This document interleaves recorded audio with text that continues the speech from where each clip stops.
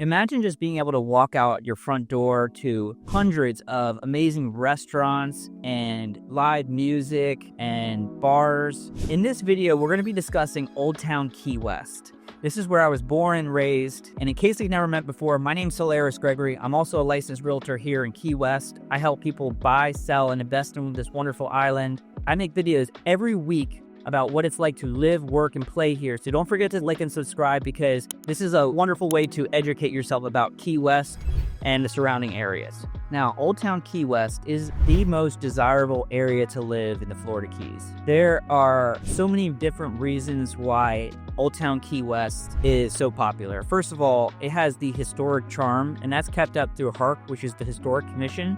And the reason why Old Town looks the way it is it has to be preserved to that Old Town look of the way Key West looked in the 1900s. The neighborhood of Old Town Key West doesn't just consist of Old Town Key West. You also have the Truman Annex, you have the Meadows, and also the Casa Marina area is included in that Old Town area. A lot of Old Town Key West is in the X Flood Zone. The X Flood Zone is the best flood zone that you can possibly be in Key West, and you're actually not required to have flood insurance even if you have a mortgage. So everywhere in Old Town, you are in the historic district, so you do have to follow those requirements if you are going to make any type of renovations, especially on the outside. Besides being able to walk to all the different restaurants and bars and live music, another reason why people like to live in Old Town Key West is because of that historic look. It makes you feel like you're in very authentic Key West. You're not gonna have those concrete block homes. One of the great things about Old Town Key West is the way of life. My dad lives right at the top of Solaris Hill, which is in the middle of the Old Town neighborhood, and he almost never gets into a car. He just rides his bike from his house to his art gallery to restaurants.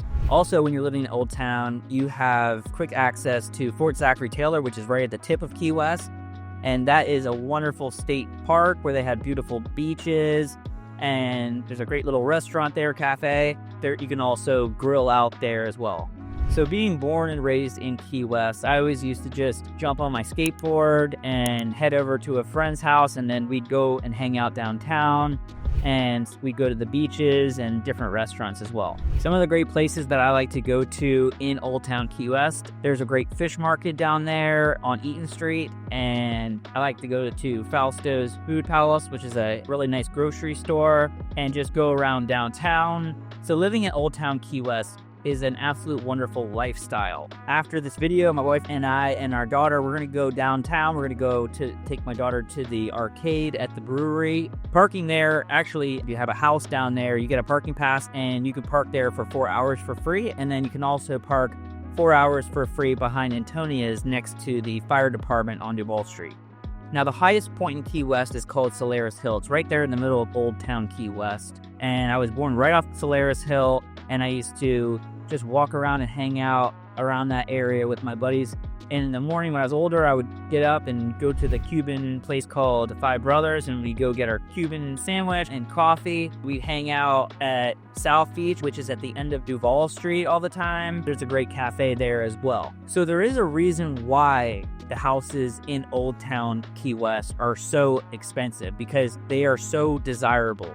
Everyone wants to be in that really authentic Key West vibe with beautiful foliage and the quick accessibility through walking or bike riding, or I use my electric skateboard all the time. Also, going to those different areas where you have live music as well. And there's wonderful art galleries. So if you are thinking about buying a house there, something that you want to consider is how old the house is and if it's been renovated. So when they built a lot of those houses in the historic district of Old Town Key West, they're built with this really strong wood called Dade County pine. There is no more Dade County pine that you can get because they've all chopped down all the trees. But a lot of times, if you do renovate a house, you will recycle that Dade County pine because it's such a hard wood. Termites really eat it because it's so difficult for them. It's not like a cheap wood where they can just destroy. Also, with termites, you might want to consider is, has the house been tented?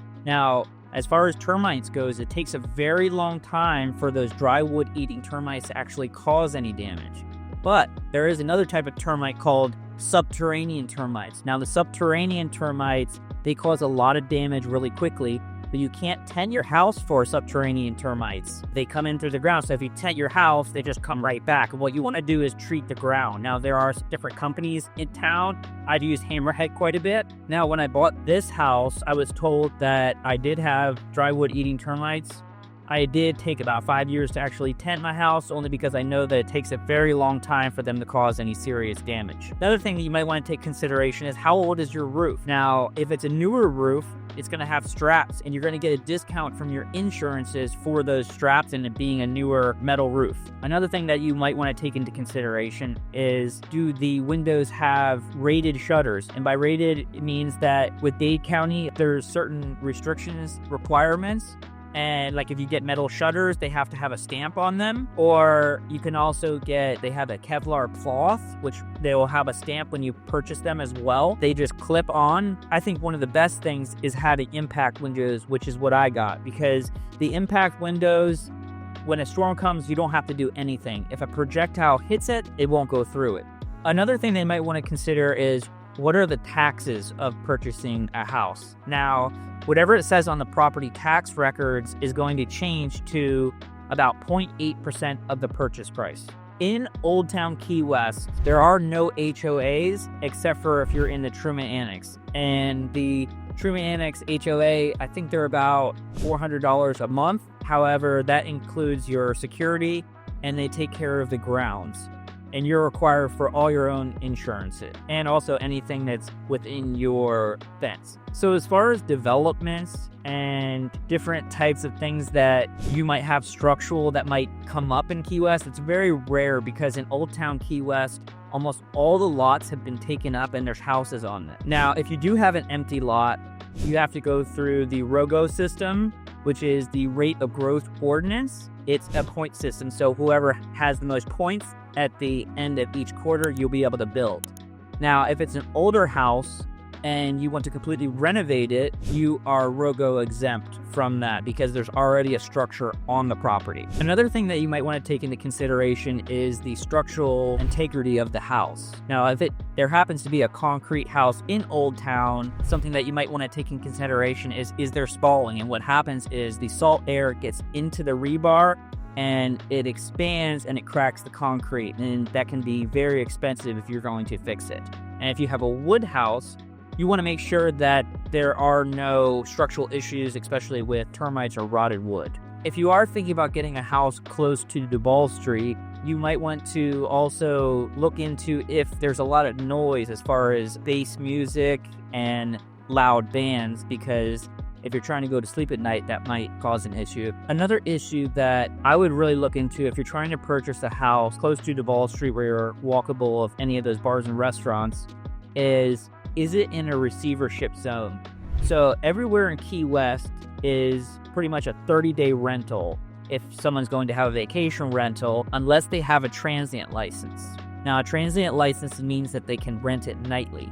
And if you are in that receivership zone, you might end up getting a neighbor that purchases a house that has a transient license, or they might move it to that house, and then you might have a vacation rental next to your house. There are a lot of vacation rentals in that area. A lot of them are 30 days. Now, the 30-day renters tend to be a lot less noisy because they're not just coming down there for the weekend to party, and they take better care of the property. Something else you might want to consider when purchasing a home in that area is taking a look at the plumbing and the electrical, and that'll come out in a 4-point inspection. A lot of times the electrical does need to be updated, along with if it has an older water heater, a lot of times the insurance will make you replace it right away or even before you close on the property if you're planning on getting insurance. Now, most of the properties in Old Town, they tend to have an appreciation rate of 4 to 6%, and then some of those luxury houses, which there are a lot of them in Old Town, they can appreciate as much as 10% a year. Now, even if you're living in Old Town Key West, a lot of people in Old Town, they do have boats and they just keep them at the marina, and they can just jump on them and go to the wonderful sandbars like Snipes Key, Boca Grande, and also go out to the reef as well. So Old Town Key West, if you are closer to Mallory Square, that is the noisier area of Duval Street. Now you're going to have a lot of those bars like Sloppy Joe's and Rick's, and they're going to be booming the music. And then the other side of Duval Street, which is closer to the southernmost point, that's called the quieter end of Duval Street, and you're going to have a lot of art galleries and ice cream parlors and different little cafes as well. So if you're headed up Southern Street towards Duval Street, once you pass Duval Street, you're going to head past the Truman Annex, and if you keep going, you're going to go to Fort Zachary Taylor, and that Fort Zachary Taylor is a wonderful state park as well. And on the way to Fort Zachary Taylor, there's Truman Front Water Park. I take my daughter there all the time, and then on Thursdays, there is also a farmer's market. So along Duval Street, the downtown area, you have all these different little bars, restaurants, and you also have art galleries and different stores in that area. But that's the main area where a lot of people like to hang out. But also, if you go over to the Bight Marina, there's wonderful restaurants and stores over there as well. And a lot of times right before sunset, if you go down to Mallory Square, there's street performers, and it's just a lot of fun to watch the sunset and have the sunset celebration there. So also, if you don't have a boat, you can also rent a boat if you like to go out on the water. And there's also plenty of sailboats that leave from the Bight and near the Conch Farm as well. There's tons of little different sailboats that you can jump on and do sunset cruises there as well. And so in Old Town Key West, as far as the price range goes, last year you're looking at from about $700,000 would be the cheapest house all the way to about $6 million. And then the average price per square foot is about $1,200 a square foot in Old Town Key West. Now in Old Town Key West, I'm going to give you the top places that I go to all the time. I go to Origami for sushi. I go to Santiago's Bodega all the time. It's a tapas restaurant. I love it there. They have this dish called the Saganaki, and basically it's a cheese that they put in the oven for 30 minutes, and then they bring it out, and then they set it on fire and then put it out with a lemon. That they give you a bread to dip into it. Another restaurant that I go to a lot is Kojin, and I get the Dragon Bowl there. It's these noodles with chicken. It's really good. I go to Miso Happy a lot, and also I really like Antonia's. It's an Italian restaurant. The dining experience there is wonderful. Also, a place that I take my daughter a lot that she loves is Only Wood, and we go there and get the pizzas. And there's actually two Only Woods. There's one on Duval Street, and there's also one on Caroline Street. I would go to the one on Caroline Street because afterwards I can take my daughter to the brewery, and she likes to play all the video games at their arcade there. In the Truman Annex, they have an amphitheater, and there's also wonderful bands that come from out of town. A lot of them are very famous that they come and they have these wonderful concerts there as well. Downtown, there's always something going on, some kind of festival. There's music festival, there's songwriters festivals, art festivals, and also there's cinema festivals as well. So being born and raised in Old Town Key West, when I was a kid, I didn't realize how wonderful of a lifestyle and unique experience that was.